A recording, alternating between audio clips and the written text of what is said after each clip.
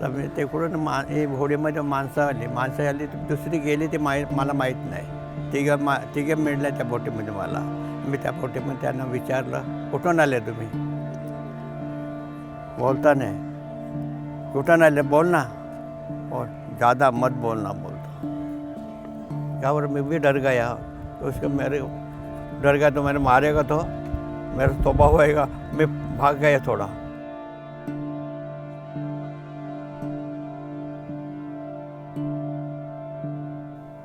That night, the entire village was glued to their television screens, watching a much-anticipated cricket match between India and England, giving the 10 men from Pakistan the perfect cover. पहला वो police को call किया और police को पूछा कि हम लोग ये बोट है हम ला रहे हैं, वो जो छोड़ के चले गए. मैं लियोपोल्ड में ब्लॉक क्रॉस हो गया. उसका आवाज़ आ गया तभी समझ गया कि ये लोग अतिरेकी है.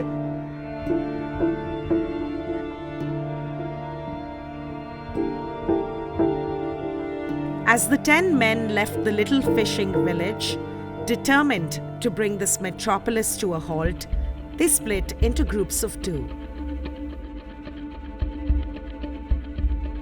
One group headed to the legendary Cafe Leopold. Another to the city's busiest train station.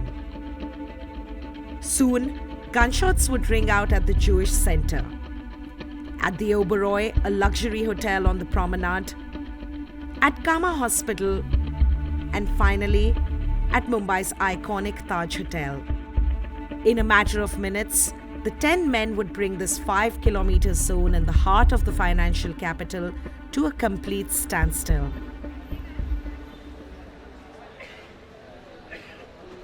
Two of them were standing over here and I was standing next to them. I was on a phone call and they were waiting for a phone call. They had a mobile phone in their hand. Cafe Leopold is a Mumbai institution, a favorite with tourists, a symbol for the city's cosmopolitan way of life. Farang's family has owned it for generations. When they walked in, within that 4 minutes, they fired about 120 rounds of bullets. There's a bullet mark over here also on that thing over there. It was important for us to leave these marks because history has been created over here. Now, even after the incident happening 11 years down the line, still there are many people who are coming from all over the world. They come and ask us that, could you please show us where the bullet marks? In a matter of minutes, 10 lives were lost. But Cafe Leopold, just like the city it calls home, was back on its feet almost immediately. With the grace of God, the very 4th or 5th day, when the whole thing got over at the Taj, we opened the very next day. The impact was fantastic. The crowd that came in was uncontrollable. We want to show it to them that once again we are back on our feet, and in Mumbai, nobody stops. We go on ahead with life. We have to introduce security. We check the bags. We have metal detector also. So we check each and every customer that comes in.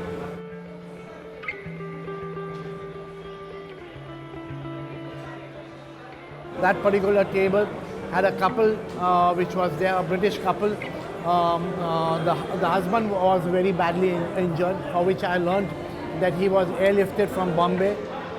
And now every 6 months he comes back to Leopold, and every time we meet him he says that I've come to finish my beer. If Cafe Leopold was an attack on Mumbai's way of life, the next target was selected to extinguish that life completely.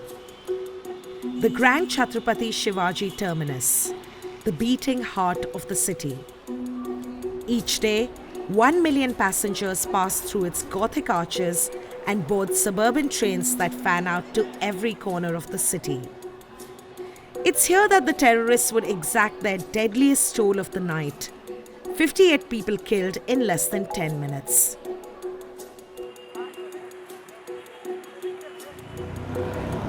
It looks so pretty. Coming over here just reminds you of whatever happened, but obviously it was too bad, but I think like look at people over here. They're just like taking pictures and buying stuff for themselves and going over to the station. Like every single person has moved on. Moving on wasn't quite as easy for Aditya. He had turned 12 that day and was impatiently waiting for his father to get back home from his job at the station. He was chief ticket inspector. He was out drinking chai on the station where suddenly he could hear gunshots.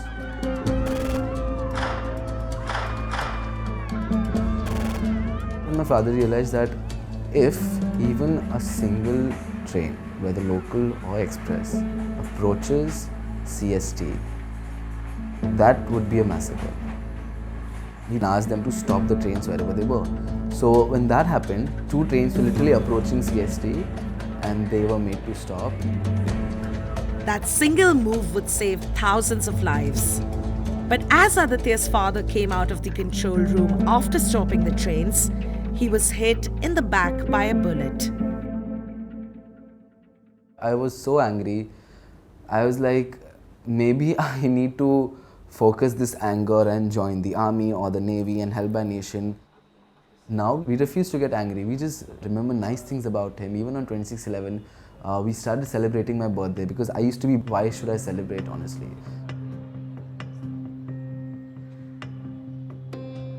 But then I realized that now, instead of one thing, I have 2 things to be proud of. One, that my father is a martyr, and second, that it's my birthday.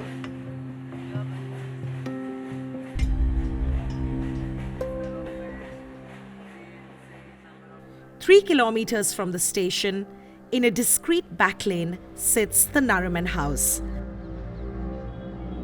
a haven for Mumbai's dwindling Jewish community. Not many in the city were even aware of its presence until it became the site of a 36-hour-long hostage crisis that left 7 people dead. Rabbi Kozlovsky arrived soon after from New York to comfort the small Jewish community in India. Coming here a number of years ago for the first time, we looked for a place that was built and designed to remember that attack. We couldn't find. After a hard work of few months, we were able to gather the names. So we have 176 names, those who were killed among all the different sites in Mumbai on November 26, which this is the first part of the whole museum that we're building. The scars of the attack, visible all over the Jewish center, will be part of this museum.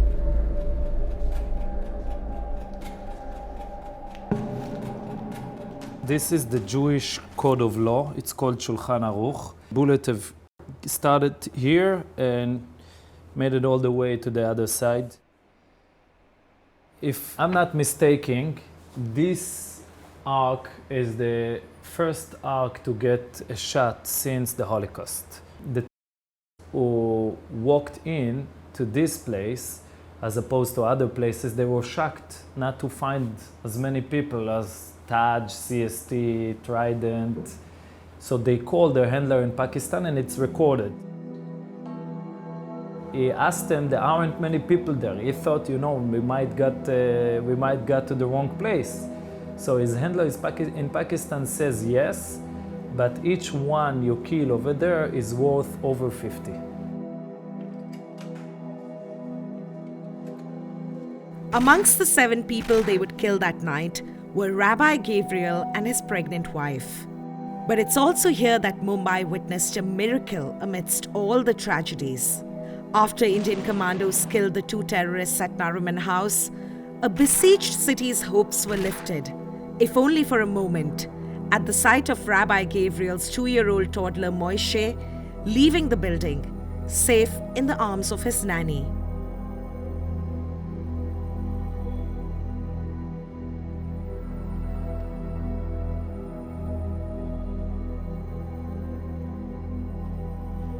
This is baby Moshe's room.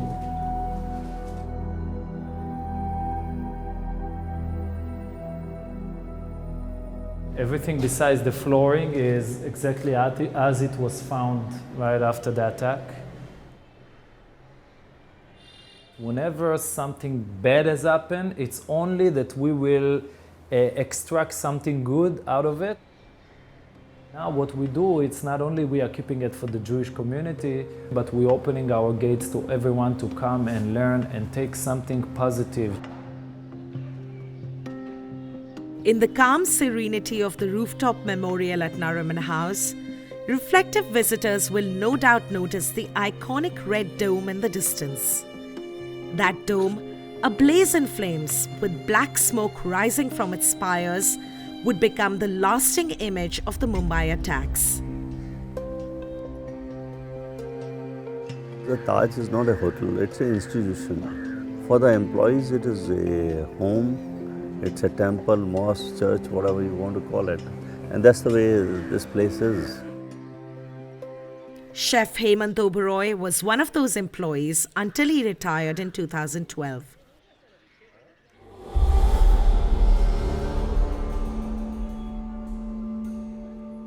It must be about 9:30 or 9:20 or so. The first call came to me that from one of my colleagues that there's a shooting going on inside the hotel. I told him just switch off the light and just close the door. I told my boys, I said let's do the evacuation.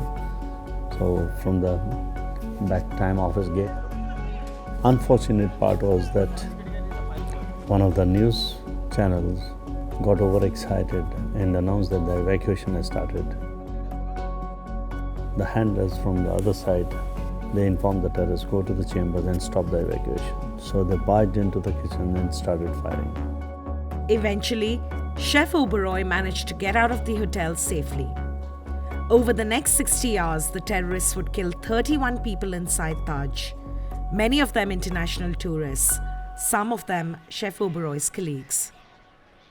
It still comes back that we came back and we came out and we are standing there actually outside for next 2 days, helpless, can't do anything, can't go inside. Because every few minutes there was a sniper coming or something coming.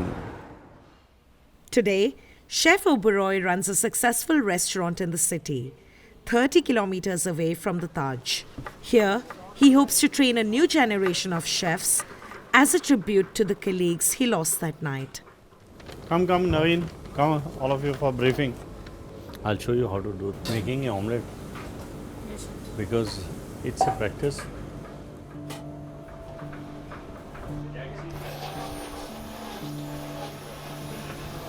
Pepper.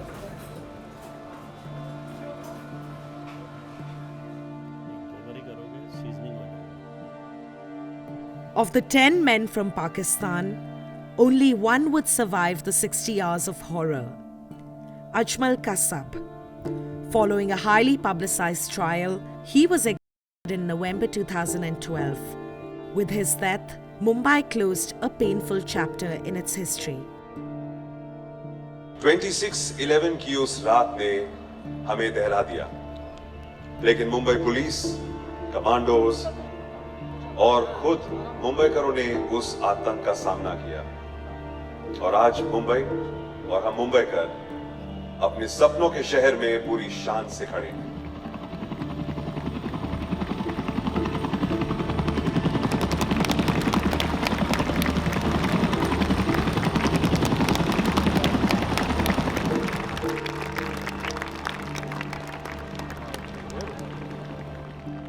If, on the other hand, our society turns more extreme, and if we keep finding it harder to be friends with the people we disagree with,